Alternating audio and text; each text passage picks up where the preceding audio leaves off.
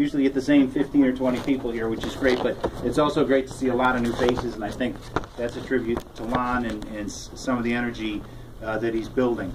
Lon has a few comments I'm sure he wants to make and answer questions from you, but just for what it's worth, the reason that I'm here and that we've asked Lon to be here is because, like most of you, I think, when we look around at the way things are, we have this sense that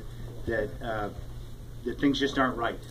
That in many ways we see the way that the lives that our friends and neighbors are leading, and it's just not fair.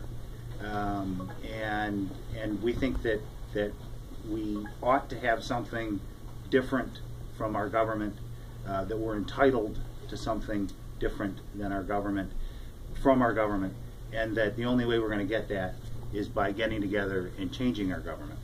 And Lon, I think, represents a great opportunity to do that. He brings energy, I think, to a campaign that we haven't seen up here for a long time, a breadth of experience that we haven't seen here in a long time.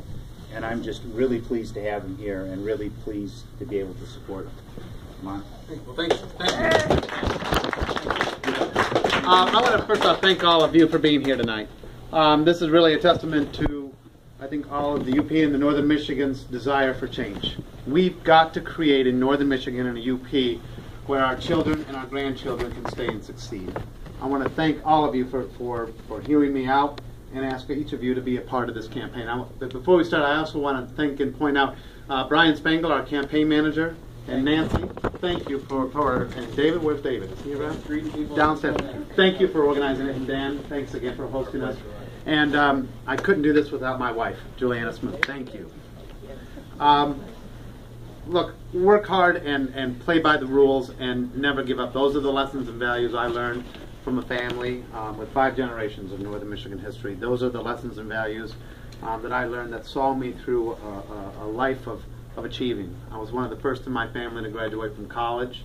I was in Iraq in 2005 as a civilian, working to help create a democracy there so our troops could come home. I worked for 7 years as to invest in and grow U.S. manufacturing companies. Many of you know I was chair of the party for the last 2 years. Those are the lessons and values I'm going to take to Congress and on the campaign trail over the next, I think, 12, 13 months now, to do 3 things. We've got to do 3 things in Congress. 1, we need to create a Congress and a government that's every bit as hardworking and honest as the people who pay for it. Number 2, we need to keep the UP and Northern Michigan both beautiful and profitable.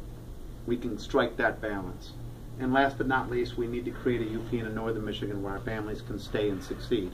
Now, we'll do all of that by investing in and protecting our greatest assets, our people and our land and our Great Lakes. Specifically what that means, we need to create and bring back passenger rail service. You know, we use these rail lines to haul out enormous value away from us. Now we need those same lines to bring value to us. People. Tourists. Second, we need to create, we need to get mobile phone service and internet everywhere, all throughout the North. We are massively moving towards an economy where people can live and work wherever they want. But we've got to get ready for that, and we're not. Anybody, all of us can testify to that. I do everything but wear a tinfoil hat at my house to try to get cell phone coverage. We need to bring mobile phone technology, cell phone coverage, and internet coverage everywhere. And last but not least, we need to create and make Northern Michigan the world's thought leader on the use and protection of fresh water. We have a competitive advantage over every other state and, frankly, over every other country. And that is 21% of the world's fresh water is right here. We need to show the world how to use and protect it. The same way with the Water Institute. The same way that Stanford created Silicon Valley. The same way that MIT starts jobs. If we can create a Water Institute and put Nobel Prize winning scientists on it and start showing the world how to use and protect fresh water, we'll do two things. One, we'll create jobs, but two, we'll protect our own Great Lakes. We can do that. That's within our possibility. You know, northern Michigan led the world on fur trade. Right? That's how this region was discovered. Then we led the world on